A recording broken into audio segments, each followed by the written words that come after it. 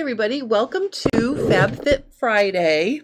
You can see I have some new things behind me on my dress form.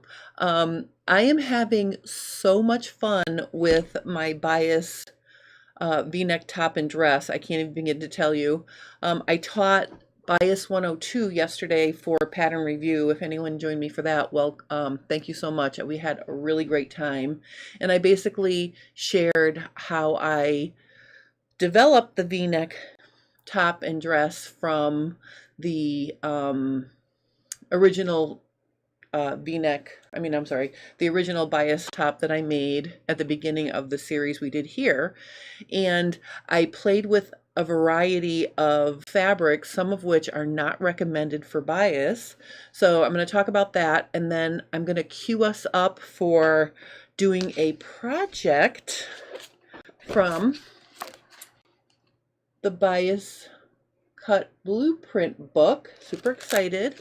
Hi Janie. Hi Carolyn. Welcome everybody. This is going to be a fun one, I think. We're going to start something new. Hey Mary, welcome, welcome. On some of these projects where there's a lot of stuff to keep track of, I'm going to start offering you guys these free companion guides for FabFit Friday. So there's a link in the description below for you to go to my website and download your copy of part 1 of the Bateau top, or it's actually the Bateau neck blouse. It's not a top, it's a blouse. And we're going to be working with that from the Bias Cut Blueprint book. So if you don't have the book, you can follow along. I put page numbers on the companion guide so you can find the information that I covered today.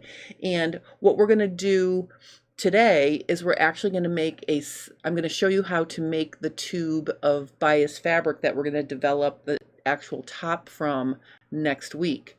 And I was looking through the instructions in the book, and they recommended making a practice tube out of a small piece of fabric. So that actually works out well for video because I can show you how to do it without a sprawling big piece of fabric. So that's what we're going to do today. Hi Diane. Hi Linda Lee. I'm glad you made it live as well. Hi Donna from Canada, and Tana, welcome, welcome, welcome. We are definitely on a roll. I'm like super excited. So before we get going with all of this, I just want to show you some things I did. I wanted to test a very stable woven cotton fabric. Now, if you remember, in the spring, I made a pair of bias cut shorts using my Sorsha Classic Slim Trouser pattern. And I love those. I wear them all the time. So I thought, ooh, let's try to make a top. So you can see here, I tried to match this stripe right here in the V, in the seam that goes from the tip of the V down kind of to the back. Let me see if I can get this a little bit lower. Oh, there we go. I think you can see it. Oh, I can back this up a little bit too. So there's the seam. And I've been making all of these tops without changing the pattern. Hey Mary, welcome. So this top was cut out from the same pattern as the red linen dress I made, and I also cut out a silk charmeuse version of the dress. I'm going to share the silk charmeuse version of the dress for Monday's Cool Tools because I found a way to wash the silk with something that the silk looks exactly like it did in the store. So I'm gonna do that as a cool tool. So I'm gonna show this silk dress on Monday. So you'll have to wait for that. But the top was very, very firm because the fabric is not soft and drapey like linen and the silk and some of the other things I've been working with. So what I ended up doing after I sewed it together, remember when I showed you how to create a godet to add ease at the hip? That's what I did in the back here. And you can see it starts here, right here, and it goes like this all the way down to here, and you can see that the hem dips down right here, so that's where the godet is. And because the stripes are on the bias grain line, and there's only 2 stripes to choose from, so we have this stripe, and then we have this stripe, and then we have the other stripe again, and then we have the other stripe again. I decided to cut the godet so it was half of one of the style stripes and half of the other style, and then I butted it up against the opposite stripe, so it kind of works. And I'm going to take it off. I think, well, I'm not going to take it off, but basically that's that made all the difference for the fit. So this is one of the things I love about bias. If your garment is too snug after you sew it together, you can create more ease without it looking like you created more ease. So like instead of, you know, adding a panel on the side, if this were a straight of grain garment, you can sneak in a sneaky little godet. And I mean, I don't think you can even really tell it's there unless you get up really close and look. So it just makes a really cool designer detail. I may put another one, but the trick of this is going to be, if I put in another one, I also want it to be going along the line of this. So it fits me fine as is, but I may do another godet, we'll see. But that was a lot of fun. And then I also made this. Now I'm a little annoyed with myself. This is I think it's either I think it's a silk twill, to be honest with you. I mean, it could be rayon. I bought it in a store where they didn't have the fiber content, but this is so comfortable on. And again, it's the same dress, right? So it's, you know, same dress. And the thing about this dress is, again, it fits more closely. So this dress is going to need a godet that starts somewhere up here by the armhole and goes all the way down to the hem. And I'll show you that when I finally finish that and add the ease to it. But this is really a luxurious fabric. And I only bought 2 yards of it because I didn't think I liked it, because before I washed it, it was really shiny. And I just thought it would be something I would never wear. But after I washed it, it kind of sand washed. Kind of like what you don't want to have happen to the silk charmeuse, right? So sand washing in this case made it much more agreeable for what I would like to wear. So happy about that. Oh, Tana's asked me, why did you do the diagonal on the other axis? Tana, I don't know what you mean by that. Are you talking about the top, or are you talking about the dress? Are you talking about this? Just tell me more about your question, because I'm not sure what you mean. If you're talking about the godet I added to here, let me back this back up. If you're talking about this godet here, oh, on the top. Okay, so, okay, the reason why this is on the bias grain line is because if you want to add ease to a bias top, you actually slash the garment on the bias grain line and insert a godet. And the godet is actually cut out of, whoa, that's a little bright. Let me fix my thing here. I think that's better. Okay, so here's the godet that I inserted. And the way you cut this out is you make your godet about 2 inches longer than your slit that you cut into your garment, and then you position on the fabric so that the long vertical center line is on the straight of grain. The sides are then approaching bias, which makes it friendly to sew together with the bias on the slit that you cut. Okay, so the slanted seam from left to right. Oh, are you talking about this? This right here? Are you talking about this seam right here, this from here to here, this is the design of the pattern. If you remember, I got rid of the V shape. So remember when I did it as a dress like this, I got rid of the other side of the V, so it's only it's a 3-seam dress and top. It's got 2 shoulder seams and the diagonal seam, which, by the way, let's just back up, I guess, so you can see. So this top right here, this is the original, well, one of the tops I was working on to develop the design. Oops. Just shove it on here. Okay, so this top has the, see how it has the 2 diagonal seams, okay? And then I thought to myself, wow, what if I connect this side to this, so the only seam we have left is the 1 diagonal seam. So I was creating a single seam, and I have the pattern piece here I can show you. So I ended up with this for a pattern shape. So you can see over here, that's the long seam you see when I connect it together like this.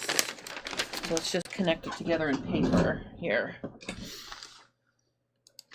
Okay, so this is the dress or top, and the way this goes together is I fold it in half to get myself started because I want to make sure my shoulders match, and from here to here is the V neckline.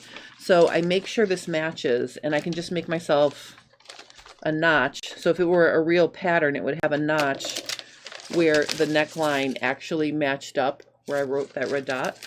And then all you do is you basically pin it together like this. And on paper, it's not gonna act super nice, but I can clip it together enough to show you. So basically that seam just runs right down like this. And it makes this weird shape. Oops, I ripped it. But basically, you can see you sew that long strip from there to there. So that's the design of the garment, I guess, is the short answer is that's the design of the garment. So, and good news for anyone who's wondering, I am going to be developing this into a dress and top pattern and adding it to my collection because I love it so much. So I'm going to be doing a bunch of things with the armhole first, and then I'm going to make it into a pattern. All right, so I hope that answers your question, Tana. All right, so the next thing I want to, okay, so we're good with this, right? Because I showed you, whoops. Okay, so we're good with this. This was the development. And then if you're noticing in here, you can see I got rid of 6 inches of ease at the hem. So I folded it and got rid of it to 0 up here. That's why this red thread is here, because I just basted to make it less full into this V for the dress. So that's why that's there. All right. Oh, remember, oh, here, see? Here's the original dress I ended up making. And remember, it just has one seam. See? All right, I still haven't decided about this. I haven't put it in the wash yet. I haven't decided about what I want to do for the neckline. I almost think this dress needs a lining because you can actually see the black band from the waist through the fabric here. So I think this needs a lining. I'm going to finish the neckline and the armholes with a lining, and then I'm going to wash it and see if this fringe is nice, which I think it will. So that's where I am on that. I'm just collecting a whole bunch of bias garments here. All right, so hey Judy, welcome. And then Linda Lee says, I'd love to buy your bias blouse dress pattern. Well, it'll be coming next year. I won't have time before the holidays, and then I want to make sure it's really good, and I'm going to consult with my friend Eric about some technical things that I want to make sure really work with the pattern, and then I will release it sometime in the spring or late, March. February, March is my goal for that. So I am excited. All right, so now we are going to switch gears and I'm going to talk about this. Now, I thought it would be kind of fun. I know not everybody has the Bias Blueprint book, and that's okay. But you really, so what happens here is I wrote down all the page numbers for where you find the information for the project I'm going to work on this week and next week. And you can see I've already filled in my information. So if you go to my website and click the link in the description below this video, you can download this worksheet and you can follow along with me. And remember, if you use the coupon code, you can get $10 off the spiral bound version of this book. So if anybody wants to get it, you can. And then I'm going to be working from the book, and I've already figured out the size of my rectangle. So I'm just going to review that with you, and then I'm going to, we're going to put together a small sample bias tube. And if you're wondering what I mean by bias tube, let's look in the book here for a second. So all the garments in this book are created from a bias tube that looks like this.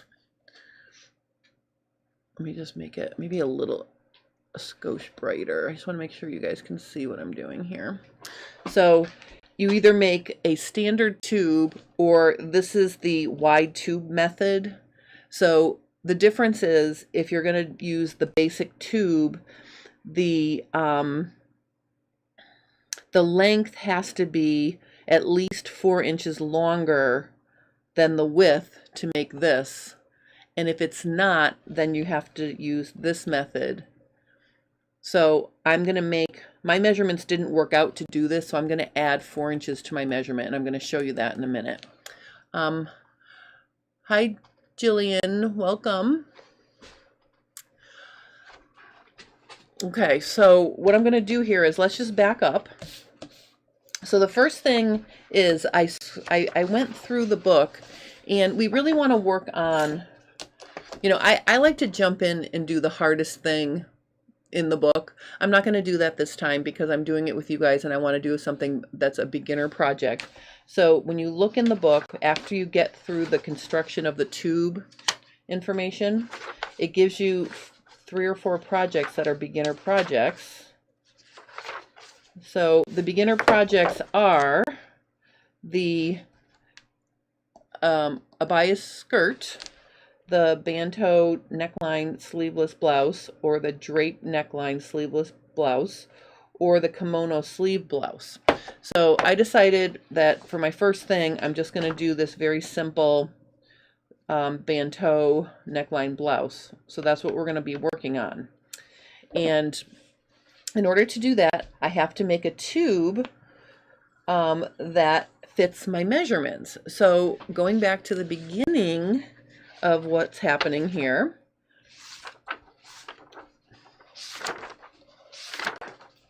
so this is interesting. She shows all the places that you would need to measure. Now, for the top we're going to be working on, you only need 2 measurements. But it's fun to see all the different things that you might need to measure. And then if you go to page 34, it tells you which body measurements you need for each kind of garment you're going to make. So I went over to the blouse section, and all we need for that is the full bust or waist. So you're going to pick the measurement that's the larger measurement. So for me, that's my bust is my bigger measurement. And then you also need the finished length. So if I go back and look over here, basically all I need to measure is my full bust and the blue tape measure from shoulder to where I want my blouse to end. So those are the 2 measurements I took.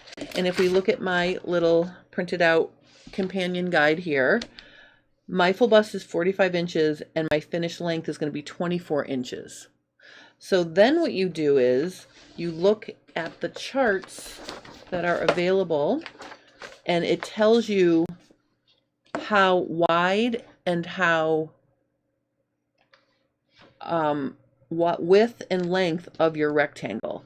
So you go and find what your length was, I'm sorry, your width, and my width was 45 inches, so that means my starting width of my rectangle is going to be 36 inches, and then my length was 24 inches, and that means my starting length is going to be 34 inches.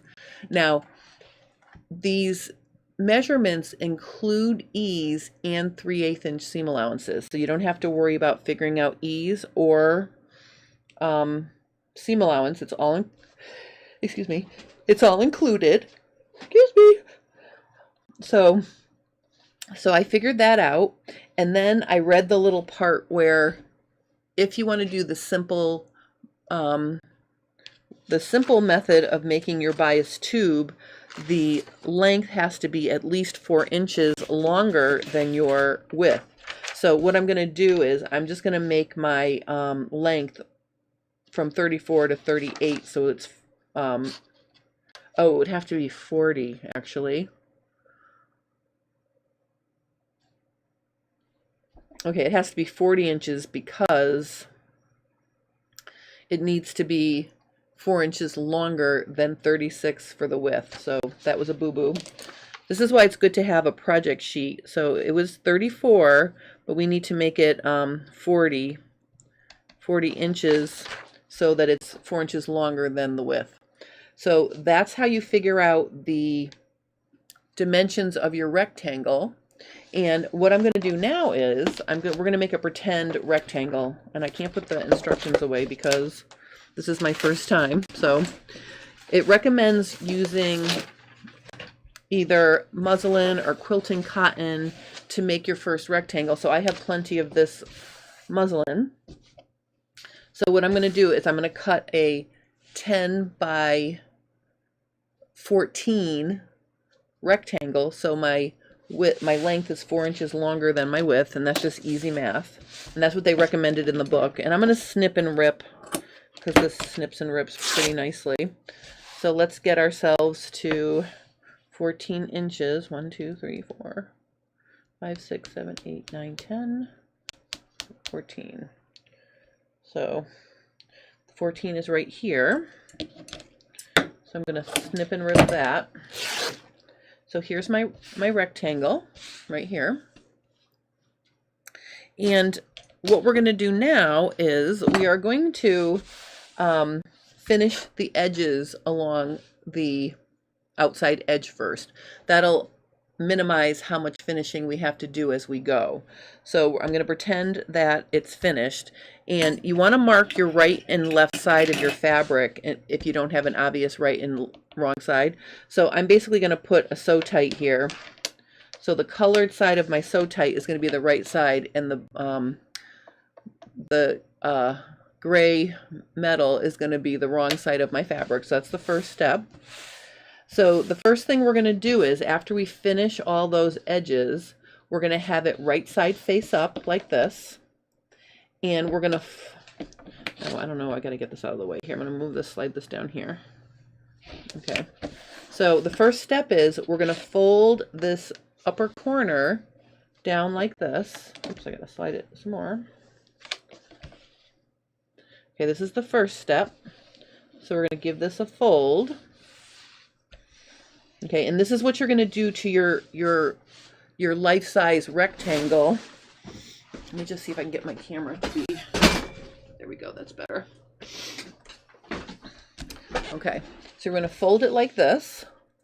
Then I'm going to turn the page, and we're going to cut it on the fold. So I'm going to open it up, and I'm going to use a rotary cutter and a ruler.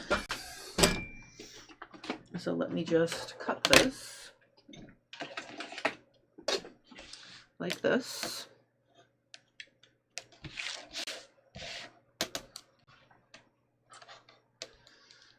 So I'm basically cutting it on the fold mark I made. All right, so now I've got two pieces. So I've got my fold, my little corner, and I've got my main fabric here. The next step is we're going to stay stitch 3/8 of an inch. So let's go ahead and stay stitch. Let me just move my girl out of the way.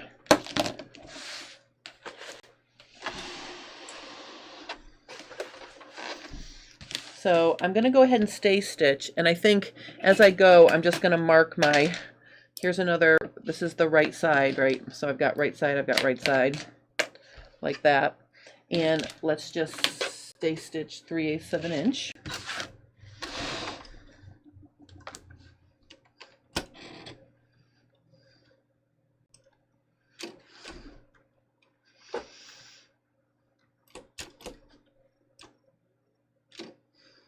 Oh, you know what will really help me? There's no good 3/8 of an inch marking on my sewing machine, so I am going to use my new fabulous thing I have here. I love this thing. So let me just screw this on. If anybody hasn't seen this thing, which I'm going to find that very hard to believe because the Cool Tools video I did for this particular presser foot has over 60,000 views. It went crazy. I wish I could understand why that video went so crazy.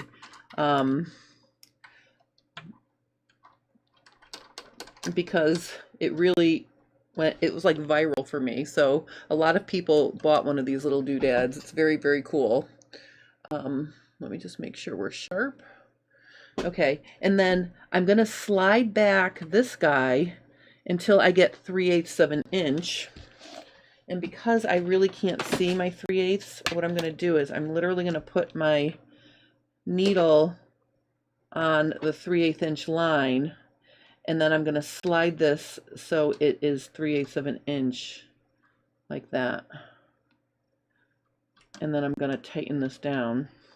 So see, now I've got a 3/8 inch guide that I can use. So I'm going to stay stitch 3/8 of an inch. And now I don't have to worry about where that is.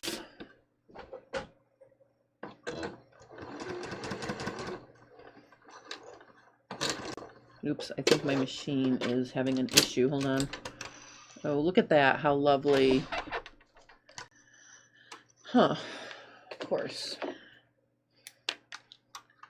All right, so I just unthreaded myself. Let me thread this back up.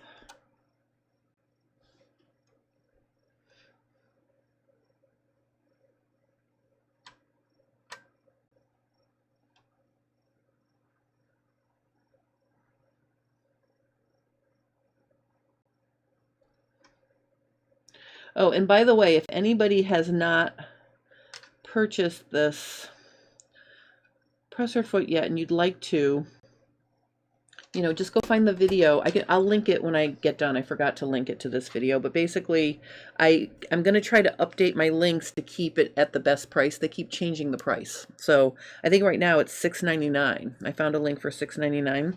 So if you want to get this little doodad, it's very cool. And you can see how nice you can get seam allowances, especially when it's so close that you don't actually have a guide on your needle plate.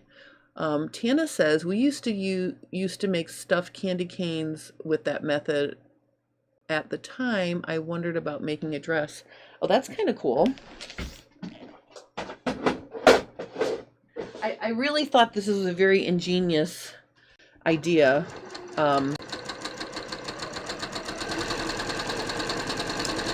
All right, so I'm stay stitching.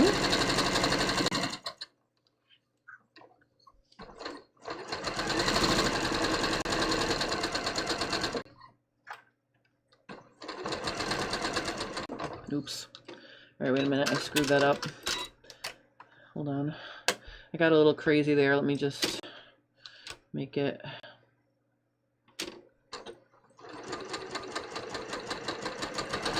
All right, so there's one. And then I'm just going to pick this up and just keep going, I think.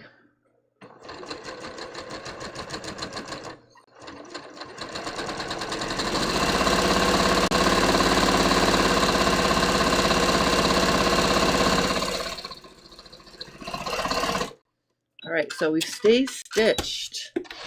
Excellent. All right, so let's see what the next step is.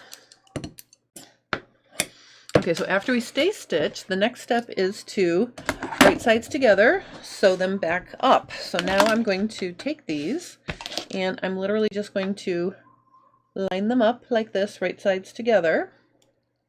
And I'm going to sew them, but we're sewing them. Oh, you know what we're going to do? Okay, so let's make this really clear. This is going to be, hold on, I need a Sharpie marker. Where's all my, oh, I guess we can do B. Here's a red one. Okay, so I'm going to label all the edges, which will make sense because the edges are labeled in the instructions. So this is going to be edge 1. This is edge 2. This is over here, this is edge 2. And then this is edge 1 over here. Okay, so they labeled them so that it makes it easier to know what you're doing. So now what I'm going to do is I'm going to take edge 1 and I'm going to sew it to edge 1 down here. So this edge 1 comes over here and gets sewn like this. Okay, so I picked up that triangle and I brought it over here, and we're going to sew this together. And I'll just use a couple of my Wonder Clips to hold it.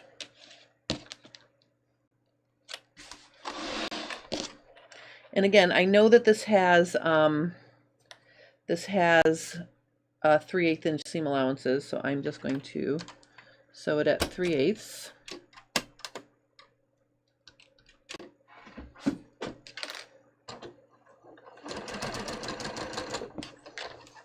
And we'll just keep those nice and even.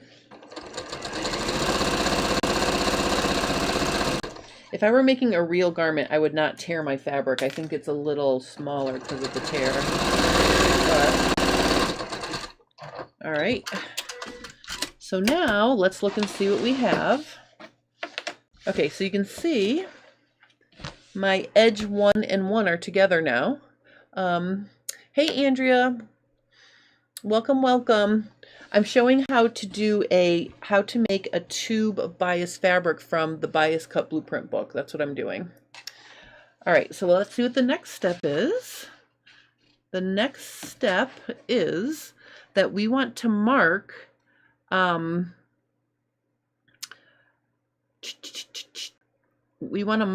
edges every 10 inches. So let me just show you what's happening here. Let me make it a little bit bigger so you can see.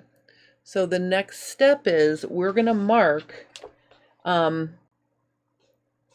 edge every 10 inches. So on this side, we're going to start right on the edge, and then we're going to end up at the seam allowance down here. And up here, we're going to start at the seam allowance before we measure, and we're going to do that. So it's 1, 2, 3, 4. So there has to be 4 sections.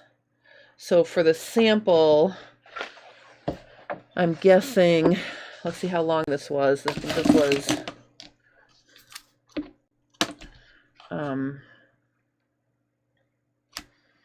well, that's 14 inches, so half is 7. So half of 7 is 3.5. So we're going to do ours 3.5 inches apart. So basically what I'm going to do is I'm going to mark every 3.5 inches, and I'm not going to use a pin. I'm just going to mark it because this is a sample.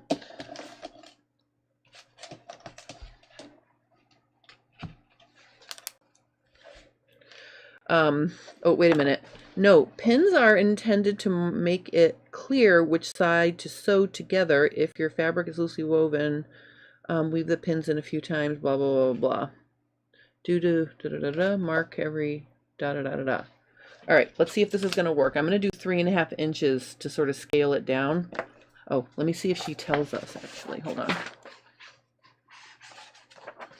she recommended making a sample. Let me just see if she says here.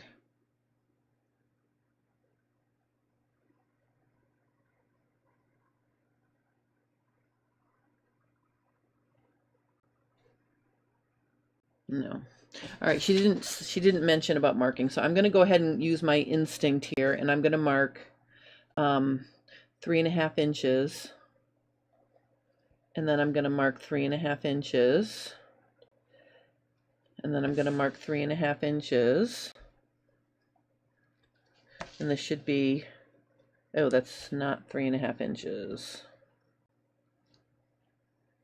Huh.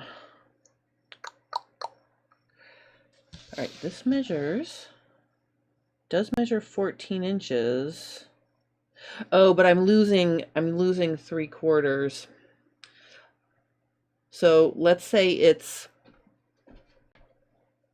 all right, so I'm losing this little bit here. So that makes it, let's just, all right, I'm going to back them up just a little bit here. Let's see if we can just get the, let's make, all right. So if I do 3, 9 is 12, right? And then 13. So if I do, let's do 3.25. Let's do 3.25. So this is going to be the longer line is going to be our line. 3.25. 3.25. 3.25. And then we should have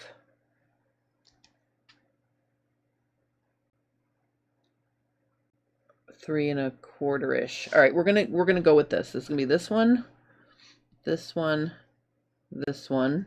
So down here we're gonna do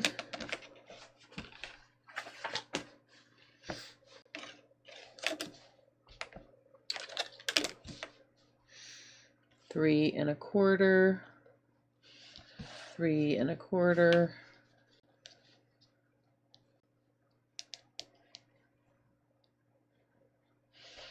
3.25, and then that's a, well, without the seam allowance, that's 3.25. All right, so we've got our marks.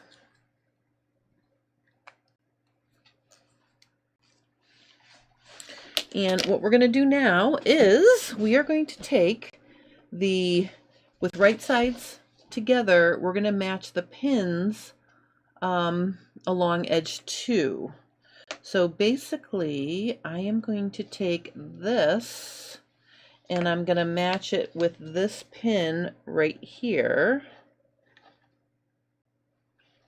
And do I keep going?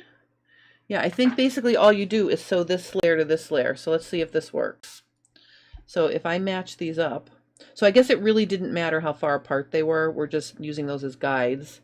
So let's put a pin there. And then let's put a pin here. Yeah, this is going to work fine. So it makes like a funky shape. And this is familiar to me because it was very similar to that long seam that I drew on my,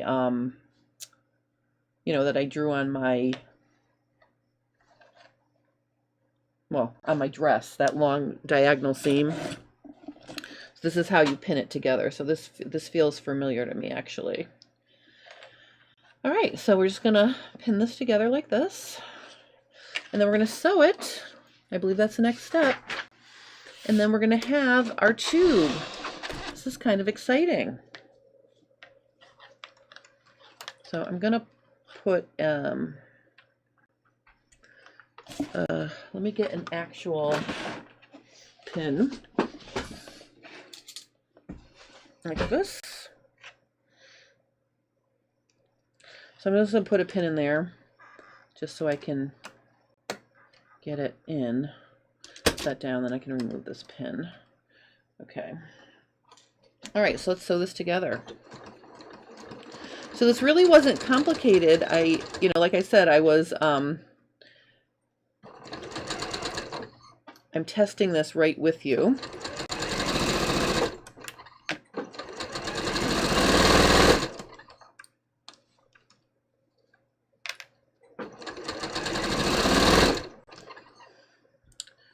Okay.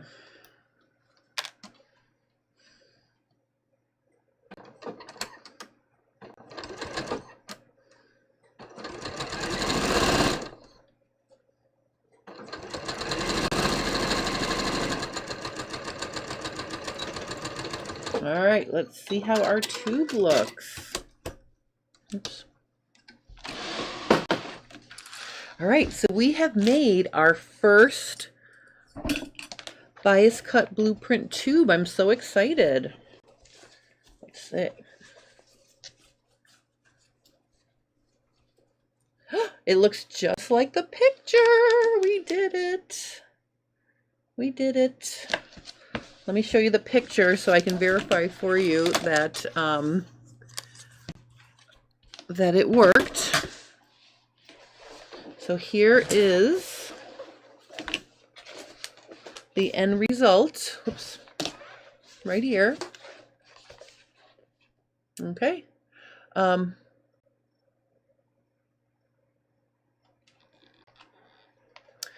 there it is.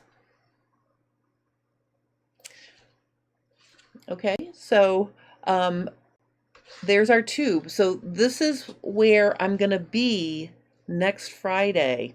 I'm actually going to do this process that I just shared with you on my actual fabric. And to make this top, I'm going to be using this blue linen with the cross woven squares. So it'll be little diamonds on the you know, they'll be on point like that on the bias.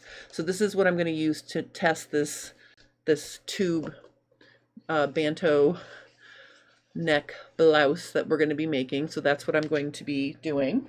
So anyway, this is what we're going to do next week. I hope you are enjoying this. You know, I don't want anyone to feel like they have to buy the book. I'm not, you know, it's not like I'm, you know, I don't want you to have to buy the book, but if you wanted to, you know, I was so honored that Julianne gave us a $10 off coupon. So, and also the benefit of buying her book from her website with the link in the description below is it's an author signed copy. So you'll have a special copy.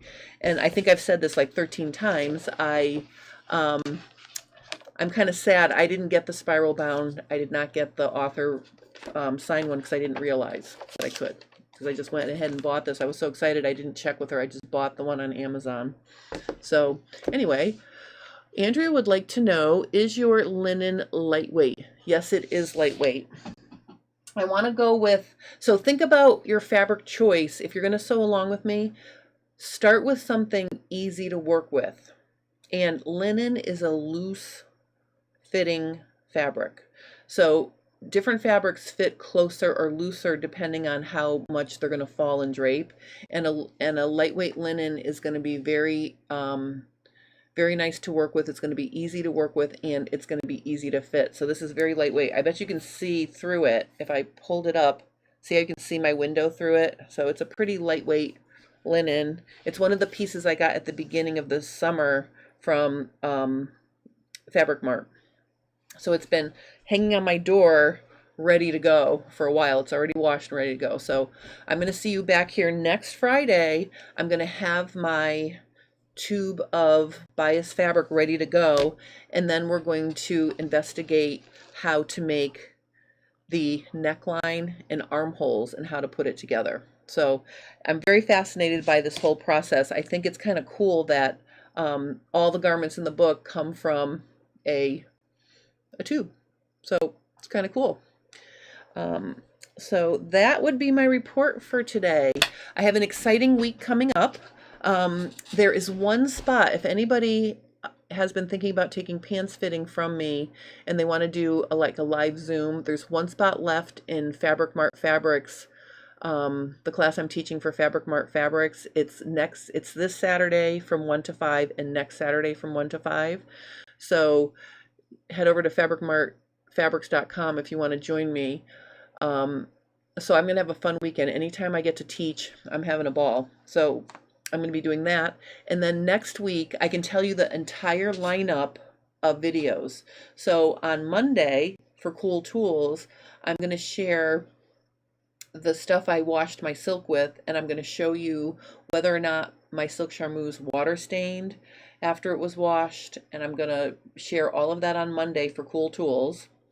On Tuesday for Fit Tip Tuesday, I got a question from a subscriber about using the bendable ruler and then how to use that information, the shape she ended up with, how to use that to adjust your pants pattern to agree. So that's going to be Fit Tip Tuesday. I'm kind of excited about that because the bendable rulers have always been, something where some people, use them and think it's the holy grail of pants fitting. And then, but it gives you a lot of really good information. So I want to separate out what works when you use a bendable ruler and what doesn't. And then I'm going to give you, I'm going to give an example of how I would adjust a pants pattern based on the shape of this. The woman came up with a shape, and she was very clever. She wrapped it around, and then she slid it back down, and then she traced it onto a piece of white paper. So I have a really good shape to work with. So I'll be sharing the picture of her crotch shape, and then I'll be showing how I'll adjust the pattern. So that's Tuesday. Wednesday for subscriber Q&A. That I don't know what I'm doing yet. So I'm sorry, I have to think of a topic, or I have to go through my questions and find a topic. So that will be a little bit of a surprise. And then Friday we'll be back with the tube of fabric, and I'll show you how to make the top from the bias tube. So if anybody's following along, you can go click the link in the description below and get your copy of the the worksheet that I'm working with. And I will have a new worksheet up there before next Fab Fit Friday. So check, you can probably search for it on my website, or there'll be a link for it when I schedule the Fab Fit Friday. And that way you can get your, your second companion guide cut out, printed out if you would like. So that's my plan. And like I said, I'm having a ball. I'm also going to be working on finishing necklines and deciding what to do with all those bias tops that I have been wearing them with raw edges, because I haven't really spent any time considering how I'm going to finish necklines. I think it's going to be with bias strips, but the red one I'm going to line. So I have to find a lightweight cotton voile or something that's very, very lightweight to line that red linen dress with. So, but I'll share all of that with you when I get it done. So next week there might be a trunk show of some finished dresses, which will be kind of cool. But anyway, so I really appreciate you guys joining me today. I hope you enjoyed part 1 of the bias cut blueprint Bateau neck blouse project, and I will see you next week. I hope everybody has a wonderful weekend. I will say it's a breath of fresh air here in Connecticut. I actually have a long sleeve top on because it's cool today. So first cool day of the fall season, really.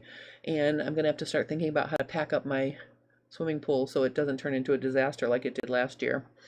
So those are my things. So thank you guys so much for joining me. I'm going to sign off because I'm getting to the point now where I'm going to start to ramble. Thank you, thank you, thank you. And I'll see you again really, really soon. All right, bye.